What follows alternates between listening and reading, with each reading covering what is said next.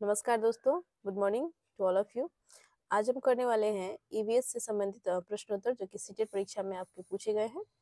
यदि आप इस सीटेट जुलाई 2025 के लिए जो है पढ़ रहे हैं, तैयारी कर रहे हैं, तो आप जो है इन सभी वीडियोस को जरूर देख ले और चैनल से जरूर जुड़ जाएं, सब्सक्राइब जरूर कर ले। शुरू करते हैं आज का वीडियो। हमारा प्रश्न है, ईवीएस संक्षेपण डैश अर्थ प्रयुक्त होता है। आपके ऑप्शन है environmental skills, environmental science, environmental sources, environmental studies. तो देखिए, आपने ईवीएस को जो है संक्षेपण में हम लोग क्या कहते हैं, इसे हम लोग कहते हैं एनवायरमेंटल स्टडीज। आपने बुक्स में भी देखा होगा, आप जब ईवीएस पढ़ते हुए तो उस बुक्स में जो है वहाँ पे लिखा होगा, इसे संक्षेप में लिखा होगा एनवायरमेंटल स्टडीज करके आपने देखा होगा। तो आपका ऑप्शन नंबर 4 इसमें करेक्ट हो जाएगा। अगला हमारा प्रश्न है, निम्नलिखित में से कौन सा प्राथमिक स्तर पर पर्यावरण अध्ययन के शिक्षण का उद्देश्य नहीं है। तो देखिए, ये यहाँ से जो है हमारा पेडागोजी वाला पोर्शन शुरू हो रहा है ईवीएस का। तो यहाँ पे आपसे पूछा गया है पर्यावरण अध्ययन के शिक्षण का उद्देश्य जो है क्या नहीं है। तो देखिए, आपके ऑप्शन से कक्षा कक्ष में होने वाली अधिगम को विद्यालय के बाहर दुनिया के साथ जोड़ना, ये तो आपका सही हो जाएगा। ये उद्देश्य है पर्यावरण अध्ययन के शिक्षण का। और देखिए, शिक्षा कक्षा कक्ष में कड़े अनुशासन को सुनिश्चित करना। क्या पर्यावरण अध्ययन पढ़ाने से जो है बच्चे अनुशासित हो जाते हैं, और क्या जो है ऐसे कड़े अनुशासन जो है सुनिश्चित करना इसका उद्देश्य है? नहीं, ये आपका नहीं होगा। और देखिए, बच्चों को प्रश्न पूछने के लिए अवश्य अभिप्रेरित करना चाहिए, तो आपका सही है। जो बच्चे जो है प्रश्न पूछते हैं तो उनके मन में जो जिज्ञासा होती है वो उसे जो है उन्हें हल कर पाते हैं। उन्हें इससे जो है बहुत कुछ सीखने को मिलती है, जानने को मिलती है। तो ये आपका पॉजिटिव पॉइंट हो जाएगा।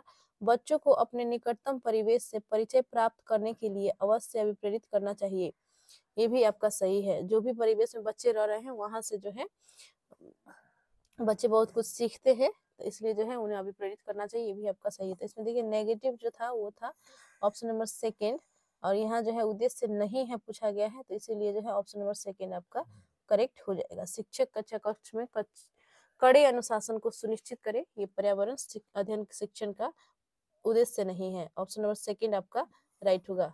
अगला प्रश्न है हमारा, आंचल अपने कक्षा 5 में पर्यावरण अध्ययन की कक्षा में अक्सर गहन जांच पड़ताल वाले और कल्पनापरक प्रश्न पूछती है। एक आंचल है, वो जो है कक्षा 5 की शिक्षार्थी है। वे क्या करती हैं कि हमेशा जो है उनका जो प्रश्न रहते हैं वो जो है गहन जांच पड़ताल वाले और कल्पनापरक प्रश्न पूछती हैं वो। तो उसके द्वारा इस प्रकार के प्रश्न करने का उद्देश्य डैश सुधार करना है। तो कौन सा कौशल में विकास करने के लिए जो है वो गहन प्रश्न, जांच पड़ताल वाले प्रश्न और कल्पना परक यानी कि इमेजिन करके जो है प्रश्न पूछती है। तो देखिए, आपके ऑप्शन से अवलोकन कौशल में, संवेगात्मक कौशल में, चिंतन कौशल में, बोलने संबंधी कौशल में। ये आपका हो जाएगा चिंतन कौशल में। चिंतन कौशल को और मजबूत करना चाहती है, अपना विकास करना चाहती है, इसी कारण से जो है वो अपने कक्षा में जो है जांच पड़ताल वाले और कल्पना परक प्रश्न पूछती है। ऑप्शन नंबर आपका 3 करेक्ट है। नेक्स्ट हमारा क्वेश्चन है 79, कक्षा 3 के शिक्षार्थियों को हमारे दोस्त पक्षी प्रकरण पढ़ाते समय नलिनी नीचे दी गई पद्धति का प्रयोग करती है। हमारे दोस्त पक्षी नामक एक चैप्टर है कक्षा 3 में ईवीएस में। तो इसमें में जो है आपका कक्षा 3 के शिक्षार्थी को जो है ये पढ़ा रही है नलिनी। नलिनी एक शिक्षक की नाम है जो है इस पाठ को पढ़ा रही है। तो किन पद्धतियों का प्रयोग करती हैं? देखिए, यहाँ पे पक्षियों पर आधारित वृत्त चित्र दिखाना, विभिन्न पक्षियों की तस्वीर वाले चार्ट का प्रयोग करना और संक्षेप में उनका वर्णन करना, शिक्षार्थियों को नजदीक के पार्क में ले जाना और उनसे पक्षियों का ध्यान से देखने के लिए कहना। नलिनी निम्न में से, यहाँ से देखिए फिर से क्वेश्चन है आपका, नलिनी निम्न में से किस प्रयोजन के लिए सीखने के विभिन्न उपागमों का प्रयोग कर रही है? तो देखिए, किसके लिए जो है ये सभी जो है उन्होंने प्रयोग किया, ये तीनों जो है वो प्रयोग उनका था, जो भी उन्होंने पाठ पढ़ाया उसके लिए। ठीक है, तो आपके ऑप्शन सब देख लीजिए। अपनी पाठ योजना का पालन करना, क्या वो अपनी पाठ योजना को पालन करने के लिए इस तरह से उन्हें जो है अनुभव करा रही है? नहीं, ये गलत हो जाएगा आपका। बहुबुद्धि वाले शिक्षार्थियों की विभिन्न आवश्यकताओं को पूरा करना, ये आपका करेक्ट हो सकता है। दूसरे शिक्षकों और अभिभावकों को प्रभावित करने के लिए वो इस तरह से नहीं पढ़ा रही है। शिक्षार्थियों में तर्क शक्ति का विकास करना, नहीं तर्क शक्ति का विकास इससे नहीं होगा। इसमें देखिए जो बहुबुद्धि वाले विकास शिक्षार्थी जो है उनकी विभिन्न आवश्यकताओं को पूरा करने के लिए जो है वो पक्षियों के बारे में इतना अपनी तरीका से जो है जानकारी दे रही है। ऑप्शन नंबर सेकंड आपका करेक्ट हो जाएगा। अगला प्रश्न है, खेल जो हम खेलते हैं प्रकरण में के शिक्षण में शिक्षार्थियों की अधिकतम भागीदारिता के लिए निम्न में से कौन सी शिक्षण युक्ति अधिक प्रभावी होगी? तो आपके ऑप्शंस देखिए क्या क्या है। शिक्षार्थियों को खेल के मैदान में ले जाना और उन्हें अलग अलग दिनों में अलग अलग खेल खिलाना, देखिए क्या है प्रभावी होगा। और देखिए और भी ऑप्शंस देख लेते हैं। विभिन्न खेलों के खेल कार्ड बनाना और उन्हें शिक्षार्थियों को दिखाना, नहीं खेल कार्ड बनाने से बच्चे जो है खेल में रुचि नहीं लेंगे, ये गलत हो जाएगा आपका। शिक्षार्थियों को भीतर और बाहर खेले जाने वाले विभिन्न खेलों के नाम याद करने के लिए करें, याद करना देखते ही आप समझ जाइएगा ये नेगेटिव वर्ड हो जाएगा। और देखिए शिक्षार्थियों को टेलीविजन पर खेल संबंधित कार्यक्रमों को देखने और उस पर आधारित सामान्य परियोजना कार्य बनाने के लिए कहना। देखिए टेलीविजन पर जो है देखने से जो है बच्चे कुछ एक्टिव नहीं होंगे इससे कार्यक्रम देखकर, तो ये भी आपका गलत हो जाएगा। तो इसमें देखिए ऑप्शन आपका शिक्षार्थियों को खेल के मैदान में ले जाना, हाँ ये आपका सही हो जाएगा, क्योंकि उनसे जो है खेल खिलाना है उनको। और ऐसा नहीं है कि टीवी में दिखाकर पत्रिका में दिखाकर आप इसे जो है उन्हें जो है बस या नाम याद कराकर ऐसे जो है बच्चे खेल नहीं खेल पाएंगे और उनमें जो है वो भाग नहीं ले पाएंगे। ठीक है, तो इसमें भागीदारिता की जहाँ तक बात की गई है, तो खेल के मैदान में ले जाना और उन्हें अलग अलग दिनों में अलग अलग खेल खिलाना। अलग अलग खेल खिलाने से क्या होता है कि बच्चे जो है और उनमें रुचि लेते हैं, इंटरेस्ट लेते हैं और उन्हें जो है और मन करता है खेलने में। ठीक है, तो ऑप्शन नंबर 1 ही आपका करेक्ट इसमें हो जाएगा। ऑप्शन नंबर 1 आपका करेक्ट है। नेक्स्ट देखते हैं क्वेश्चन नंबर 81, निम्न में से कौन सा पर्यावरण की कक्षा में रूपात्मक आकलन का समुचित कार्य नहीं है? आपके ऑप्शन है पाठ में दी गई महत्वपूर्ण शब्दावली की परिभाषा की व्याख्या करना। तो देखिए क्वेश्चन जो है आप ध्यान से पढ़ेंगे, यहाँ पे बताया गया है कि नहीं है, रूपात्मक आकलन का जो है समुचित कार्य नहीं है। तो देखिए दिए गए प्रयोगात्मक क्रियाकलापों को पूरा करना और अपने अवलोकन को दर्ज करना, ये आपका सही है। दिए गए प्रयोगात्मक प्रारूप को चिन्हांकन वाले आरेख बनाना, ये भी आपका सही है। जल प्रदूषण की हानि के विषय में चर्चा करना, ये भी आपका सही। तो इसमें देखिए बहुत महत्वपूर्ण शब्दावली की परिभाषा का व्याख्या करना, सिर्फ परिभाषा का व्याख्या करने से जो है ये जो है आकलन का कार्य नहीं होगा, परिभाषा का व्याख्या करना। इसलिए ऑप्शन नंबर 1 ही आपका इसमें करेक्ट हो जाएगा, क्योंकि नहीं है पूछा गया था इसीलिए। ठीक है, अगला हमारा प्रश्न देख लेते हैं। जीव जंतुओं पर आधारित पाठ को पढ़ाने के बाद शीतल कक्षा 4 के शिक्षार्थियों के लिए चिड़ियाघर के भ्रमण का आयोजन करती है, यह डैश में शिक्षार्थियों की मदद करेगा। तो देखिए बच्चे जो है यदि चिड़ियाघर में जाते हैं भ्रमण के लिए, उन्हें जो है क्या क्या सीखने को मिलेगी। आपके ऑप्शन देखिए, जीव जंतु संरक्षण के कौशलों में के विकास, देखिए संरक्षण का कौशल जो है ये उनमें विकास नहीं होगा चिड़ियाघर जाने से। दैनिक समय सारणी की चर्चा में बदलाव, नहीं ऐसा थोड़ा है कि वो लोग चिड़ियाघर घूमने गए तो वो अपना दैनिक जो सारणी है उसमें बदलाव करेंगे, नहीं ये भी गलत हो जाएगा। कक्षा कच्चे अधिगम को वास्तविक जीवन की परिस्थितियों के साथ जोड़ना, ये आपका सही हो जाएगा। शिक्षिका जो है वे जो है शिक्षार्थियों को अपनी जो है कक्षा कच्च के अधिगम को जो है वास्तविक जीवन से जोड़ने की प्रयास कर रही है। ऑप्शन नंबर 3 हो जाएगा आपका। ऑप्शन नंबर 4 देख लीजिए, जीव जंतु को पालतू कैसे बनाया जाए इसके प्रति संवेदनशील विकसित करना, ही ऐसा नहीं है। ऑप्शन नंबर 3 ही आपका इसमें करेक्ट हो जाएगा। नेक्स्ट देखते हैं। गुड है शालिनी कक्षा 5 के शिक्षार्थियों को पोषण पर आधारित प्रकरण से परिचित कराना चाहती है, उन्हें क्या करना चाहिए। देखिए आपके ऑप्शन है, सैम पट पर पाचन तंत्र का आरेख बनाना चाहिए, और देखिए पोषक तत्वों से भरपूर विभिन्न प्रकार के भोजन का उदाहरण देना चाहिए। विभिन्न प्रकार के भोजन को प्रदर्शित करने वाले चार्ट का प्रयोग करना चाहिए। शिक्षार्थियों से कहना चाहिए कि वे अपने अपने टिफिन का बॉक्स खोले और उसके तत्वों का अवलोकन करें और उसके बाद उन्हें व्याख्या करनी चाहिए। तो देखिए पोषण के बारे में वो पढ़ा रही है, ना कि डाइजेस्टिव सिस्टम के बारे में। तो पोषण के बारे में जो है कौन से फूड से जो है आपको क्या क्या पोषण मिलेंगे, क्या क्या आपको जो है शरीर के लिए फायदे मिलेंगे, ये उनको बताना है। तो ये पाचन तंत्र के बारे में हो गया, तो ये गलत हो जाएगा। विभिन्न प्रकार के भोजन का उदाहरण देनी चाहिए, नहीं। विभिन्न प्रकार के भोजन को प्रदर्शित करने वाली चार्ट का प्रयोग करनी चाहिए, नहीं।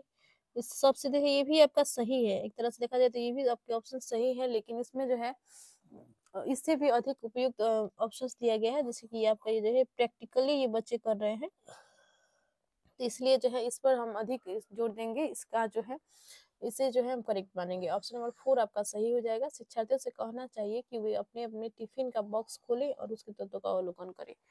ठीक है, ऑप्शन नंबर 4 ही आपका सही हो जाएगा। रश्मि को यह सिखाया जाता है कि वह प्रश्न पत्र बनाते समय निम्न चरण क्रम में नहीं है का पालन करे। तो देखिए किए जाने वाले चरणों का सही क्रम कौन सा है। तो देखिए यहाँ पे रश्मि को यह सिखाया जाता है कि वो प्रश्न पत्र बनाते समय, अच्छा जो प्रश्न पत्र बनाना है रश्मि को, और वे जो है उन्हें क्या करना है, निम्न निम्न जो है रूपरेखा उन्हें क्रम से जो है उनका अनुपालन करते हुए जो है बनाना है। तो उनको जो है आप बताइए कि प्रश्न के माध्यम से कैसे जो है वो क्वेश्चन पेपर तैयार करेंगी। तो देखिए यहाँ पे ऑप्शंस क्या क्या है। सबसे फर्स्ट है आपका प्रश्न लिखना, दूसरा रूपरेखा डिजाइन तैयार करना, प्रश्न पत्र का संपादन करना, ब्लूप्रिंट तैयार करना। ठीक है, ठीक है। तो इसमें देखिए आपका सबसे पहले तो आपको जो है क्या करना, उनको जो है रश्मि को क्या करना होगा कि रूपरेखा डिजाइन तैयार करना होगा। उसके पश्चात जो है उन्हें ब्लूप्रिंट तैयार करना होगा, तब जाके है उनको प्रश्न लिखना है और प्रश्न पत्र का संपादन करना है। ठीक है, तो ऑप्शन नंबर आपका हो जाएगा सेकेंड, इसमें सही हो जाएगा। Option number second, option number second आपका करेक्ट हो जाएगा। अगला प्रश्न देखते हैं। हरप्रीत अपने शिक्षार्थियों को यह सुझाव देना चाहती है कि पर्यावरण संरक्षण के लिए किस प्रकार एक व्यक्ति सबसे अच्छे संभावित तरीके से अपना योगदान दे सकता है, उनका सबसे बेहतर सुझाव हो सकता है। तो देखिए हरप्रीत जो है वो क्या करना चाहते हैं कि वो जो है अपने शिक्षार्थी को यानी कि विद्यार्थियों को जो है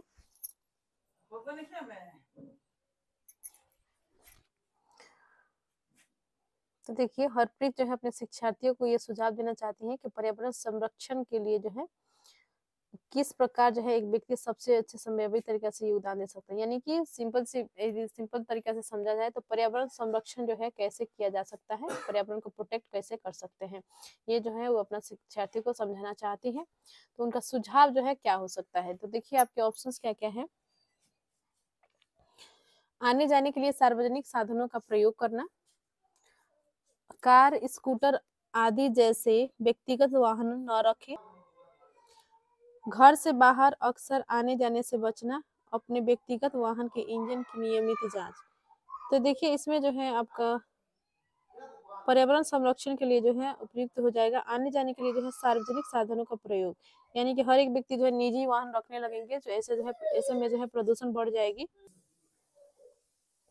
निजी वाहन न रखने से जो है प्रदूषण कम होगी और सार्वजनिक वाहन का प्रयोग से जो है क्या होगा कि लोग जो है निजी वाहन का कम प्रयोग करेंगे। तो ऑप्शन नंबर 1 ही आपका इसमें उपयुक्त होगा। ऑप्शन नंबर 1 सही हो जाएगा। और बाकी ऑप्शन जो है कार स्कूटर आदि से व्यक्तिगत वाहन न रखना, ये तो रखना ही पड़ेगा, लेकिन हर एक इंसान के पास रहेगा। और यूज यदि रखते हैं ठीक है, लेकिन इस्तेमाल अगर अधिक होता है तो इससे प्रदूषण बढ़ता है। घर से बाहर अक्सर आने जाने से बचना, ये तो कोई ऑप्शन ही नहीं हुआ, गलत हुआ ये। अपने व्यक्तिगत वाहन के इंजन की नियमित जांच करना ना करना कोई खराबी है नहीं है, ये तो आप खुद देखेंगे, इससे संरक्षण से कोई लेना देना नहीं है। क्वेश्चन नंबर 86 है, कक्षा 5 के शिक्षार्थियों में जिज्ञासा जागृत करने का निम्न में से सबसे प्रभावी तरीका है। तो देखिए अधिक हस्तप्रक अनुभव प्रदान करना, लिखित कार्य में उन्हें अधिक अभ्यास देना, अक्सर इकाई परीक्षणों का आयोजन करना, गहन जांच परक और कल्पना परक प्रश्न पूछना। तो देखिए यहाँ पे जो है जिज्ञासा जागृत करने के लिए जो है जागृत करने का निम्न में से सबसे प्रभावी तरीका क्या हो सकता है। तो इसमें जो है आपका करेक्ट हो जाएगा गहन जांच परक और कल्पना परक प्रश्न पूछना जो है ये जिज्ञासा से है, जिज्ञासा जागृति तरफ से है। ऑप्शन नंबर आपका 4 हो जाएगा।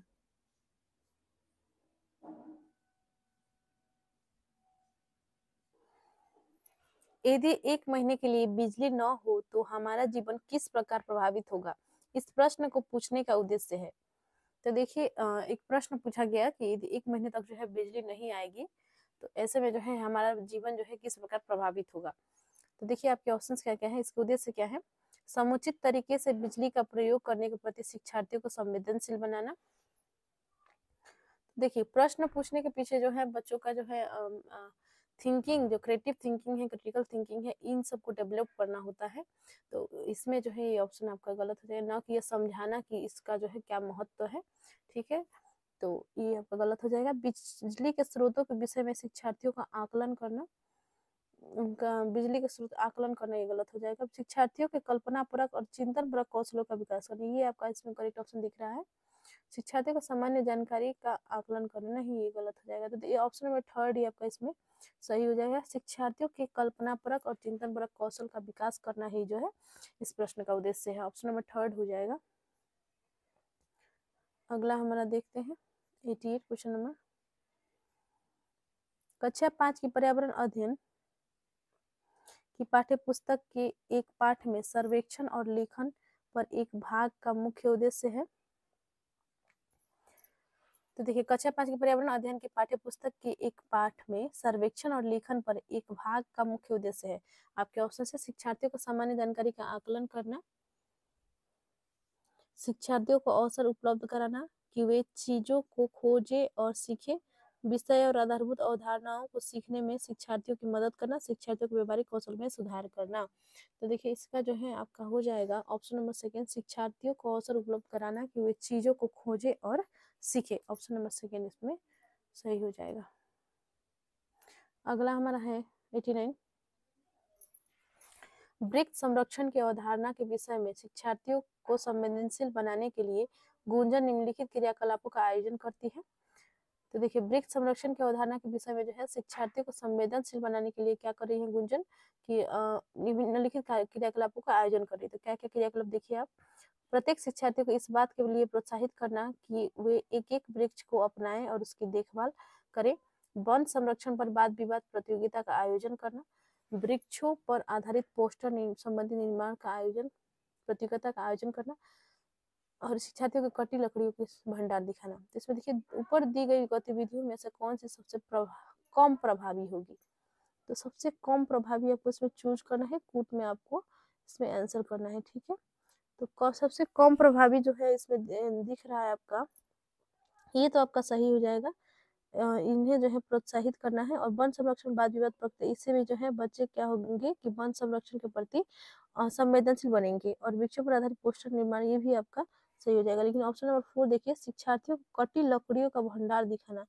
कटी लकड़ियों को भंडार दिखने से उनमें कोई भी ऐसा अवधारणा विकसित नहीं होगा, वृक्ष संरक्षण के प्रति जो है वो संवेदनशील नहीं बनेंगे, इसलिए आपका इसलिए ऑप्शन आपका गलत है। ठीक है, तो इसमें जो है कम पूछा गया है, यानी कि कम उपयुक्त जो है ऑप्शन यही हो जाएगा, कम प्रभावी, ऑप्शन नंबर 4।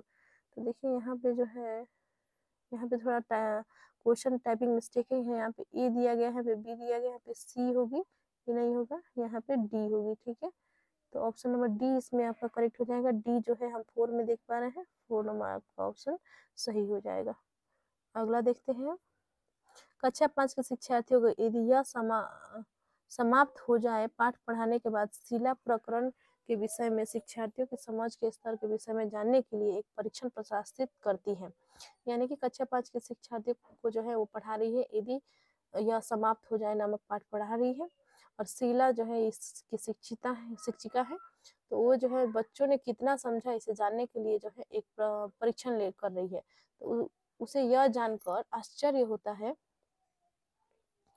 कि ये एक बड़ी संख्या में शिक्षार्थी संबंधित अवधारणा को नहीं समझ पाए, यानी कि इस अवधारणा को जो है बड़ी संख्या में जो बच्चे थे वो नहीं समझ पाए, कुछ ही बच्चों ने जो है इस चीज को समझा। तो इसके पीछे क्या कारण हो सकता है? तो देखिए आपके ऑप्शंस हैं, उसने प्रकरण पढ़ाने के लिए सही पद्धति का प्रयोग नहीं किया था, शिक्षार्थियों का संज्ञानात्मक स्तर अच्छा नहीं था, नहीं ये तो गलत हो जाएगा, ये प्रकरण पाठ्यपुस्तक में शामिल किए जाने योग्य नहीं था, ऐसा नहीं है, शिक्षार्थियों को यह प्रकरण रोचक नहीं लगा, ये भी नहीं है। देखिए ऑप्शन नंबर 1 ही आपका इसमें सही हो जाएगा। शिक्षार्थी जो थी, क्या नाम था इनका, तो देखिए यहाँ पे शीला, शिक्षा शिक्षक जो थी शीला, इन्होंने जो है उस प्रकरण को पढ़ाने के लिए सही पद्धति का प्रयोग नहीं किया था, इसी कारण से जो है बच्चे इस चैप्टर को नहीं समझ पाए। ऑप्शन नंबर 1 आपका इसमें करेक्ट हो जाएगा।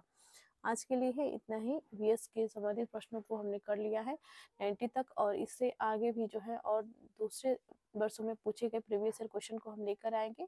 चैनल को जरूर सब्सक्राइब कर ले, और जब भी मैं एक्सप्लेनेशन करूँ क्वेश्चन का, इससे जो है आप ध्यान लगा कर सुने, ताकि इससे जो है आपका समझ विकसित होगी, क्योंकि सीटेट में जो है पेडागोजी के लगभग सभी क्वेश्चन कॉन्सेप्चुअल होते हैं, तो आप जो है जब तक अवधारणाओं को नहीं समझिएगा तब तक जो है क्वेश्चन अटेम्प्ट करने में आपको मुश्किल आएंगी। ठीक है, तो जरूर सब्सक्राइब कर लें, और एक वीडियो ग्रुप में जो है वीडियोज को जरूर शेयर करें। धन्यवाद।